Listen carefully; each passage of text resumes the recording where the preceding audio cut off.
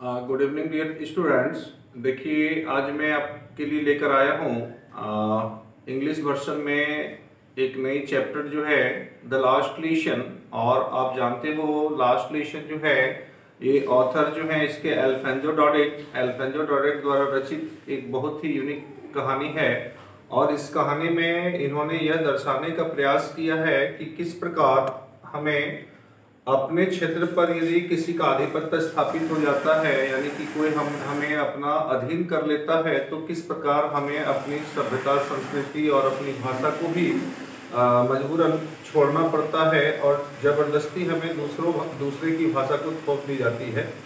तो यह कहानी खास करके फ्रांस और जर्मनी के बीच जो 1871 में युद्ध हुआ था, और इस युद्ध में जर्मनी ने फ्रांस को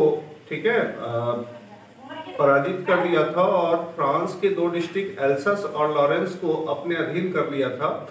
और इस दो डिस्ट्रिक्ट के जो मुख्य रूप से विद्यालय थे, इस विद्यालय को उसने अपने अधीन करने के बाद वहाँ जर्मन लैंग्वेज को जबरदस्ती थोप दिया था और फ्रेंच लैंग्वेज को वहाँ से निरस्त कर दिया गया था। कहने का मतलब है कि फ्रेंच लैंग्वेज को, जो चूंकि वहाँ की ऑन लैंग्वेज थी, उसको छोड़ दिया गया। बोला गया कि अब यहाँ जो एल्सस एंड लॉरेंस के जो भी जितने भी स्कूल्स हैं, अब इस स्कूल्स में फ्रेंच की पढ़ाई ना होकर अब यहाँ पर क्या होगी, जर्मन भाषा की पढ़ाई होगी।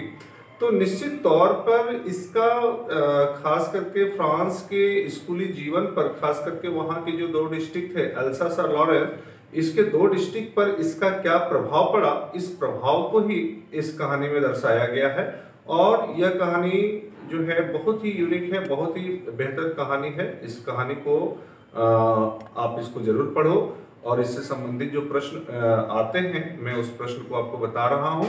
आप इस प्रश्न को देखो, एक एक करके समझने का प्रयास करो। ओके, देखो, इस चैप्टर से जो पहला क्वेश्चन हम लोग एराइज करते हैं वो क्वेश्चन है कि what was French expected to be prepared with for school that day.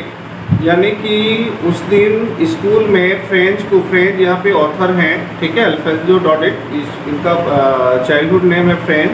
तो इनको उन दिनों स्कूल में क्या पढ़कर आने के लिए कहा गया था। तो हम लोग इसका आंसर लिखेंगे कि French was expected to be prepared with questions on participle for that day. कि फ्रेंच को उस दिन स्कूल में पार्टिसिपल यानी कारक को पढ़कर आने के लिए कहा गया था। दूसरा क्वेश्चन इसमें एराइज जो करता है वह करता है कि what did French notice that was unusual about the school that day. कि फ्रेंच को उन दिनों स्कूल में क्या एक नई चीज का उन्होंने अनुभव किया, एक अचरज भरी चीजों का उन्होंने अनुभव किया। तो वह क्या चीजें थी, ठीक है। तो French was that the back, actually इसको हम लोग लिखेंगे कि French so that the back benches which were always empathy were occupied the village people. तो फ्रेंच ने देखा कि जो क्लास के बैक बेंचेज हमेशा खाली रहते थे, उन बेंचों को अधिकृत कर लिया गया था गांव के लोगों के द्वारा, यानी कि गांव के लोग उस पर बैठे हुए थे। तो ये बड़ा ही आश्चर्यजनक उनको लगा। They were sitting quietly like others. बिल्कुल वे लोग एकदम शांत स्वभाव से, जिस प्रकार दूसरे ढंग से सभी लोग बैठे होते हैं, बिल्कुल उसी प्रकार वे शांत ढंग से बैठे हुए थे। There was old Hauser with his 3 cornet hat. एक ओल्ड हाउसर बैठे थे जिनकी तिरछी टोपी जो थी वो पहने हुए थे, ठीक है। द फॉर्मर मेयर, एक भूतपूर्व मेयर साहब भी वहाँ बैठे हुए थे, मेयर एंड फॉर्मर पोस्टमास्टर साहब भी बैठे हुए थे, and several other people on this places. और जो थे कि दूसरे जो सामान्य तौर पे जो आदमी होते हैं उस गांव के जो लोग थे, वे सारे लोग वहाँ पर बैठे हुए थे, ठीक है। It was unusual thing for French. यह फ्रेंच को बिल्कुल अन्य दिनों की तुलना में बिल्कुल अलग चीज उनको महसूस हुआ। तीसरा हम लोग क्वेश्चन यहाँ मेंशन करेंगे कि what had put up on the bulletin board, यानी कि बुलेटिन बोर्ड में क्या लिखा हुआ था। तो हम लोग इसका आंसर लिखेंगे the news of lost battle and the order of commanding officers had been put up on the bulletin board. तो बुलेटिन बोर्ड में आपको क्या लिखे हुए थे, तो उस पर एक नई समाचार आई थी, एक नई न्यूज आई हुई थी। There was also a new order from Berlin that only German would be taught in the school of Alsace and Lorraine।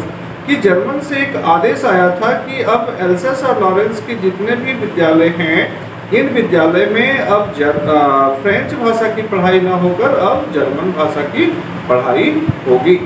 ठीक है, देखिए आपका नेक्स्ट क्वेश्चन जो बनता है वो बनता है what changes did the order from Berlin cause in school that day. तो बर्लिन से आए आदेश के कारण उन दिनों विद्यालय में क्या परिवर्तन आया।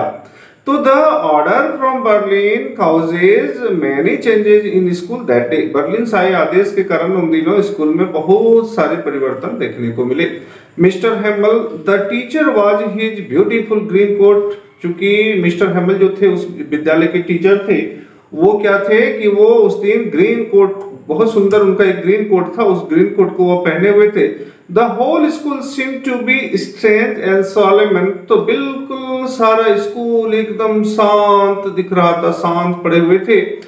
The back benches in the classroom that were always empathy. जो क्लास के पिछले वर्ग जो बैक बेंचेज होते थे, जो हमेशा खाली पड़ा रहता था, empathy were occupied by the village people. तो उस पर गांव के सारे लोग उस पर बैठे हुए थे। ठीक है, who were sitting quietly on their benches। बिल्कुल वह अपने बेंच पर बिल्कुल शांत स्वभाव से बैठे हुए थे। नेक्स्ट क्वेश्चन इसमें है कि how did French feeling about Mr Hamel and school changes. Mr Hamel ने क्या अनुभव किया, किसके बारे में। तो मिस्टर हेमल आपको स्कूल के बारे में, फ्रेंच ने क्या फील किया मिस्टर हेमल के बारे में, और स्कूल में जो बदलाव आया उसके बारे में उन्होंने क्या फील किया। ठीक है, तो when French come to know that it was the last lesson in French that Mr. Hamel was going in delivered that day। जब फ्रेंच को यह पता चला कि मिस्टर हेमल जो है वो फ्रेंच भाषा का अंतिम स्पीच आज क्लास में देने वाले हैं, he felt sorry for not learning his lesson।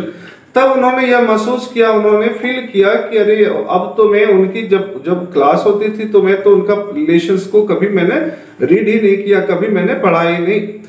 The thought of Mr हेमल्स